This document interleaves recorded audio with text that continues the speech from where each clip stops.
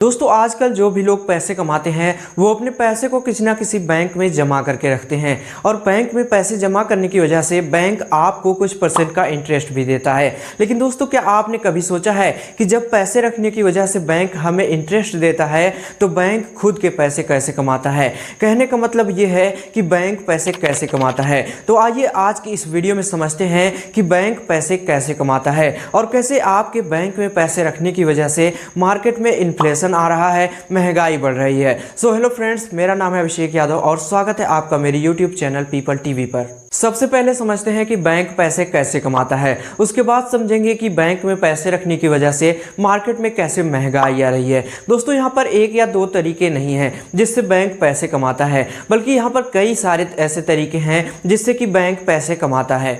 पहला पॉइंट तो ये है कि बैंक अपने ग्राहकों के पैसे को यूज़ करके पैसे कमाता है। अब मान लीजिए अगर कोई व्यक्ति बैंक में 1 लाख रुपए जमा करके रखता है तो ऐसा नहीं है कि बैंक उस पैसे को ले जाकर किसी लॉकर में रखा है और जब वो व्यक्ति पैसे मांगने के लिए आएगा तो उसको निकाल कर वो दे देगा, बल्कि उस पैसे को बैंक ले जाकर किसी ना किसी कंपनी में या शेयर मार्केट में या फिर कहीं ऐसी जगह इन्वेस्ट करेगा जहाँ से कि उसे अच्छी खासी कमाई हो।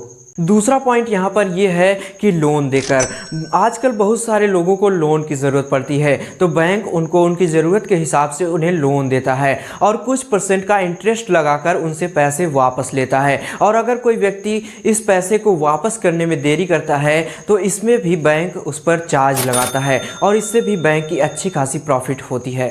अब अगर यहाँ पर इंटरेस्ट रेट की बात आई है तो मैं आपको बता देना चाहता हूँ कि अगर हम बैंक में पैसे जमा करके रखते हैं तो बैंक हमें ज़्यादा से ज़्यादा 2 से 4% का इंटरेस्ट देता है। लेकिन अगर वही कोई व्यक्ति बैंक से लोन लेता है तो उसे लगभग 18% तक का इंटरेस्ट देना पड़ सकता है। दोस्तों आजकल आपको बैंक लोन देने के लिए क्रेडिट कार्ड भी प्रोवाइड करता है। तो अगर आपको जानना है कि क्रेडिट कार्ड की असली सच्चाई क्या होती है तो उस पर ऑलरेडी मैंने एक वीडियो बनाया हुआ है, आप इस वीडियो को देखने के बाद उस वीडियो को देख सकते हैं। इसका लिंक आपको डिस्क्रिप्शन बॉक्स में और नीचे कमेंट बॉक्स में मिल जाएगा। लोगों को लोन देने पर एक और प्रॉब्लम क्रिएट होती है, जैसे कि बैंक अगर किसी व्यक्ति को लोन दे दे और वो व्यक्ति बैंक के पैसे को वापस ही ना कर पाए, और ऐसा बीते कुछ दिनों में हो भी चुका है जैसे कि यस बैंक के साथ। लेकिन उसके बाद रिजर्व बैंक ऑफ इंडिया ने कुछ रूल्स और रेगुलेशंस बना दिए, जैसे कि 4.5% का कैश रिजर्व रेशियो मेंटेन करना।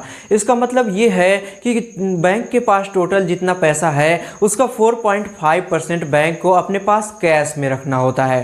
इसके अलावा 18% का SLR रेशियो यानी कि स्टेशनरी लिक्विड रेशियो, मतलब बैंक के पास टोटल जितना पैसा है उसका 18% बैंक को ऐसी जगह इन्वेस्ट करना होता है जहां से कि वो ज़रूरत पड़ने पर तुरंत उस पैसे को निकाल सके। इसके अलावा कुछ कस्टमर्स के लिए भी रूल्स बनाए गए हैं, जैसे कि 50,000 से ज़्यादा एक दिन में पैसे नहीं निकाल सकते। इसके अलावा बैंक बैलेंस मेंटेनेंस चार्ज से भी बैंक पैसे कमाता है। इसका मतलब ये है कि अगर आप अपने अकाउंट में कम से कम 500 या फिर 1,000 रुपये का बैलेंस मेंटेन नहीं करते हैं तो इस पर भी बैंक आप पर चार्ज लगाता है। हालांकि हर अकाउंट में बैंक बैलेंस मेंटेनेंस अलग अलग होता है।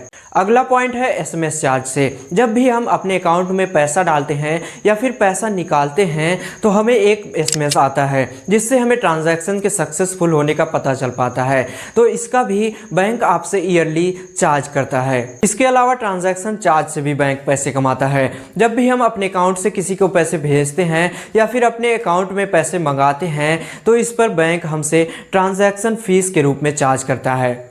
अगला पॉइंट है फॉरेन कंट्री ट्रांजैक्शन चार्ज। जब भी हम अपने कंट्री के बाहर से पैसे मंगाते हैं तो उस पर भी बैंक हमसे ट्रांजैक्शन फीस चार्ज करता है, और ऐसे करके दिन में कितने सारे ट्रांजैक्शन होते होंगे तो आप समझ ही सकते हैं कि इससे बैंक की एक अच्छी खासी प्रॉफिट होती होगी। कुछ बैंक हमें लॉकर फैसिलिटी भी देते हैं जहां पर हम अपने कीमती सामान को सेफ रख सकते हैं। हालांकि इंडिया में इसका ज़्यादा यूज़ नहीं होता है, लेकिन जिस भी बैंक में ये सुविधाएं दी जाती हैं उससे बैंक एक अच्छी खासी प्रॉफिट अर्न करता है।